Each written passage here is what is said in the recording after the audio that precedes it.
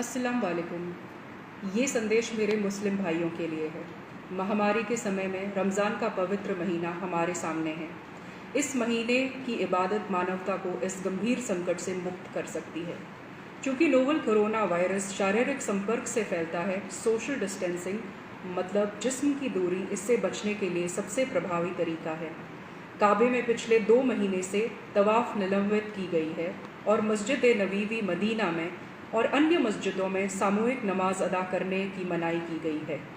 भारी बारिश या मौसम की खराबी के दौरान पैगंबर साहब ने भी मुअज्जिन को ये ऐलान करने के लिए कहा था कि किसी भी मस्जिद में आने की ज़रूरत नहीं है और फ़र्ज़ नमाज घर पे ही अदा की जानी चाहिए।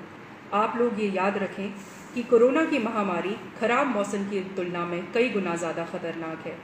ये भी याद रखें कि इस वक्त लापरवाही भरे व्यवहार से अगर किसी को नुकसान या किसी की मौत हो जाती है तो कानूनी तौर पर तो ये एक गंभीर अपराध होगा ही और इस्लाम के मुताबिक ये बहुत बड़ा गुनाह होगा।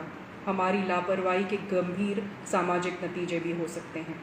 आइए उन गलतियों को ना दोहराएं जिससे हमारे मज़हब, हमारे समुदाय, हमारे शहर या हमारे राज्य को संदेह या शत्रुता की नज़र से देखा जाए।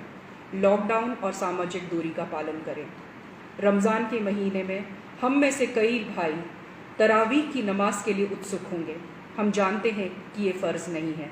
जब मस्जिद में जमात के फ़र्ज़ नमाज अदा नहीं हो रही है तो तरावीह के लिए मस्जिद में जाने का कोई कारण नहीं है।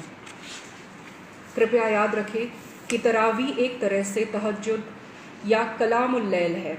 अन्य दिनों की तरह इसे भी घर में एकांतता में अदा किया जा सकता है और ऐसी गंभीर परिस्थिति में तो इसको घर पे ही अदा किया जाना चाहिए। हदीस और इस्लामी परंपराओं के अनुसार महामारी, युद्ध और मानव संकटों के समय में साथ ही अगर उनमें से किसी खतरे से डर है तो मुसलमान घर पर नमाज अदा कर सकते हैं। बहनों और भाइयों, मानवता एक गहरे संकट से गुजर रही है। गरीबी और भूख जनता को परेशान कर रही है। अल्लाह की इबादत करने का सबसे अच्छा तरीका मानवता और लोगों की सेवा करना है। ज़कात से बेहतर कोई सेवा नहीं है। आइए इस रमज़ान में भूखे को खाना खिलाकर, ज़रूरतमंदों की मदद करके और दूसरों की जान बचाकर इस इबादत भरे महीने को और पवित्र बनाएं। रमज़ान करीम।